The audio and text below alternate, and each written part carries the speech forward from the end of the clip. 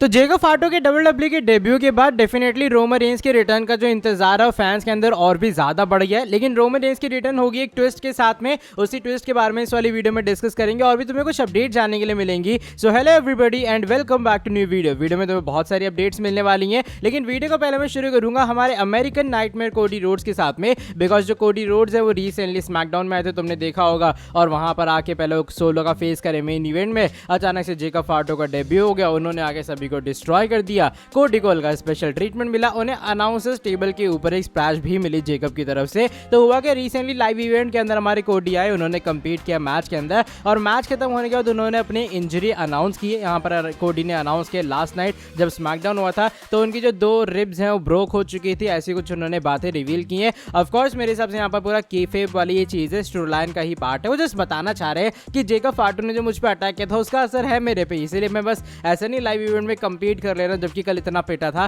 तो ये Cody Rhodes की तरफ से कुछ इंजरी अनाउंस हो चुकी, उनकी 2 ब्रोकन रिब्स थी, तब भी उन्होंने कंपीट किया लाइव इवेंट के अंदर। तो अभी फिलहाल जेकब फाटो का डेब्यू डब्ल्यूडब्ल्यू पूरे तरीके से डोमिनेंस वे में दिखा रही है। तभी लाइव इवेंट के अंदर भी इवन डब्ल्यूडब्ल्यू मेंशन कर रही है कि भैया देखो ऐसा ऐसा सीन हो गया कोडी रोड्स के साथ में, डेफिनेटली मजा आएगा स्टोरी लाइन के अंदर। लेकिन कोडी रोड्स की जो इंजरी है वो रिसेंट टाइम में अनाउंस हो चुकी है। अब बात करते हैं अगली स्टोरी के बारे में, ये भी कोडी रोड्स के बारे में जुड़ी है। लेकिन कोडी रोड्स के पीछे अकेली ब्लड लाइन नहीं, लेकिन लग रहा है अंकल हाउडी भी ऑलरेडी पड़ चुके हैं। ऐसा मैं इसलिए कह रहा हूं बिकॉज रिसेंटली स्मैकडाउन के अंदर एक हिंट स्पॉट हुआ है जो कि बताता है कि अंकल हाउडी कहीं ना कहीं कोडी रोड्स के ऊपर उन्होंने नजर रखी हुई है। एक बैक स्टेज सेगमेंट के अंदर जब कोडी रोड्स आ रहे थे वेन्यू में, या फिर वो वेन्यू के बैक स्टेज के ऊपर पूरा एक तरह का उनकी तरफ कैमरा था, तो अगर तुम ध्यान से देखोगे इस फोटो के अंदर पीछे तुम्हें अंकल हाउडी का साइन देखने के लिए मिलेगा। अंकल हाउडी उनका जो पूरा वायर्ड सिक वाला फैक्शन है वो पूरे शो पे कहीं नहीं था, लेकिन ये पर्टिकुलर सिर्फ ये सेगमेंट है जहां पर उनका एक अच्छे तरीके से रेफरेंस दिया गया। तो लग ऐसा है कि अंकल हाउडी के टारगेट में, अंकल हाउडी के रेडार में कोडी रोड्स भी शामिल है।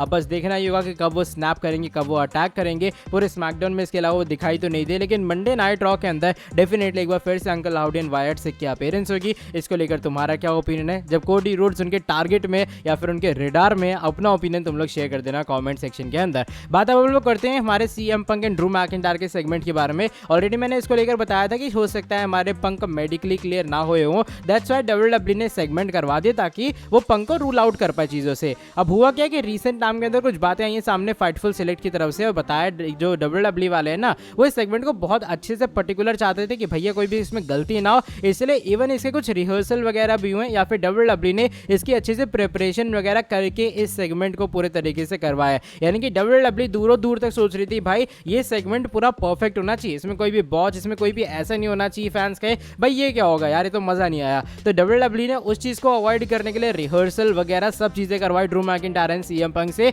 एंड इवेंचुअली ये जो सेगमेंट है वो पूरे तरीके से परफेक्टली एग्जीक्यूट हुआ। अच्छा, फैंस ने एक बहुत इंटरेस्टिंग चीज स्पॉट की है, हमारे सीएम पंक जो है वो एक ऑफ कोर्स वैन वगैरह के अंदर गए थे और जो पूरी हॉस्पिटल की आई थी उसके अंदर एम्बुलेंस में वो गए, लेकिन बाहर जब फैंस ने देखा तो जो हमारे सीएम पंक है वो अपनी ही कार खुद ड्राइव करके जा रहे थे, जो कि वेन्यू के अंदर उनको ऐसी वैसी मार पड़ी थी तगड़ी वाली अपने ड्रू मैकिंटायर की तरफ से। तो ये बताता है ऑफ कोर्स अब सीएम पंक पूरी तरीके से फिट एंड फाइन है, कोई टेंशन वाली बात नहीं है। लेकिन ये फैंस को बड़ा ऑकवर्ड से लगा, मतलब वो जानते थे चलो ठीक है ये जो भी चीज़ हुई है वो एक तरीके से ऐसे ही थी, केफेब वाली थी, लेकिन फिर भी सीएम पंक का खुद ब खुद ड्राइव करना मस्त आराम से इतनी तगड़ी चोट के बाद और एम्बुलेंस में जाने के बाद फैंस को हल्का सा वियर्ड लगा। बात अब हम लोग करते हैं हमारे मंडे नाइट रॉ और नेटफ्लिक्स के बारे में, बिकॉज अगले साल डब्ल्यूडब्ल्यू शिफ्ट होने वाली नेटफ्लिक्स के ऊपर, और जो पूरा रॉ का एडिशन है तुम्हें नेटफ्लिक्स के ऊपर दिखाई देगा। ऑफ कोर्स मैं इंडिया की बात नहीं कर रहा हूँ, सोनी के पास ही उनका, सोनी पे तुम्हें दिखाई देगा, सोनी लिव पे उसका ब्रॉडकास्ट होगा। लेकिन रिसेंटली फैन ने कुछ बताया कि चीजें कौन कौन सी चेंज हो सकती हैं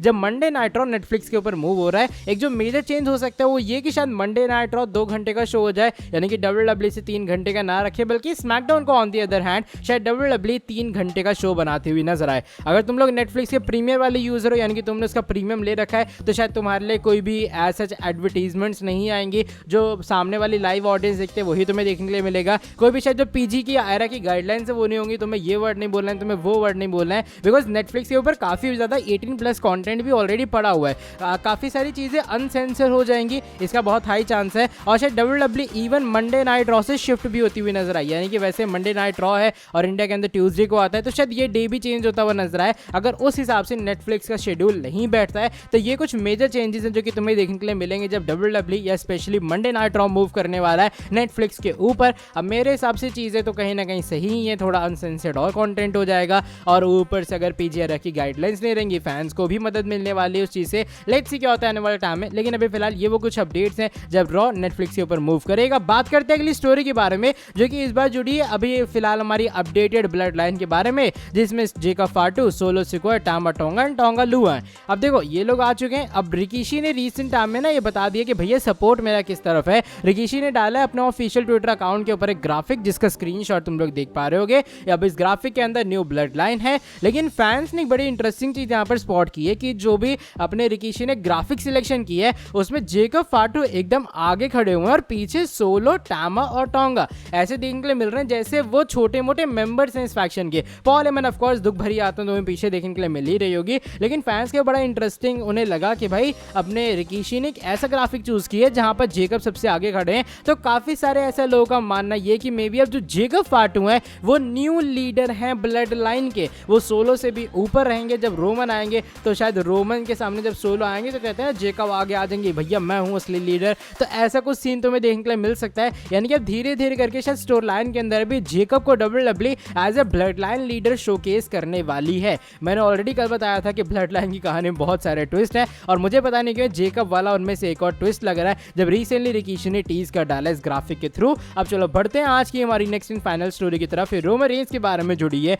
मैंने वीडियो की स्टार्टिंग में कहा फैंस ऑलरेडी बहुत एक्साइटेड है कि भाई अब जो रोमन रेंज उनका कमबैक होगा। अब तो जेकब भी आ चुके हैं एंड इवन ज़ीला फाटू को लेकर भी कुछ बातें चल रही हैं। अब देखो हुआ क्या है कि इसको लेकर ना रिसेंटली कुछ अपडेट्स आ रही हैं सामने, और बताया जा रहा है कि मे बी रोमन रेंज की जो रिटर्न है वो एक ट्विस्ट के साथ होगी, और वो ट्विस्ट ये भी हो सकता है कि रोमन रेंज स्मैकडाउन में ही कमबैक कर लें। आई नो साउंड्स वियर्ड, लेकिन मैंने कल भी वीडियो के अंदर बताया था कि WWE प्लान कर रही है कि रोमन रेंज के रिटर्न काफ़ी ज़्यादा जल्दी पहले हो जाए, और समर स्लैम से पहले इतनी हो जाए कि तुम ये मान सकते हो रोमन रेंज अपना समर स्लैम का मैच सेटअप कर पाए, फ्यूड बिल्ड कर पाए। तो मान लो अगर मनी इन द बैंक के प्रीमियम लाइव इवेंट तक जो WWE है वो चीज़ें सॉर्ट नहीं कर पाते, उनके हिसाब से मनी इन द बैंक वो स्पॉट नहीं है जहां रोमन को आना चाहिए, तो रोमन रेंज की ये चांस है, यानी कि WWE दोनों तरफ के जो आइडियाज वो लेके चल रही है कि रोमन रेंज अगर मनी इन द बैंक में आएंगे तो वो किस तरीके से आएंगे, रोमन रेंज अगर स्मैकडाउन में कमबैक करेंगे तो किस तरीके से करेंगे, और क्या ज़्यादा परफेक्ट रहेगा WWE के हिसाब से, कंपनी उसे चूज करके चीज़ों को एग्जीक्यूट करेगी। तो मेरे कहने का मतलब ये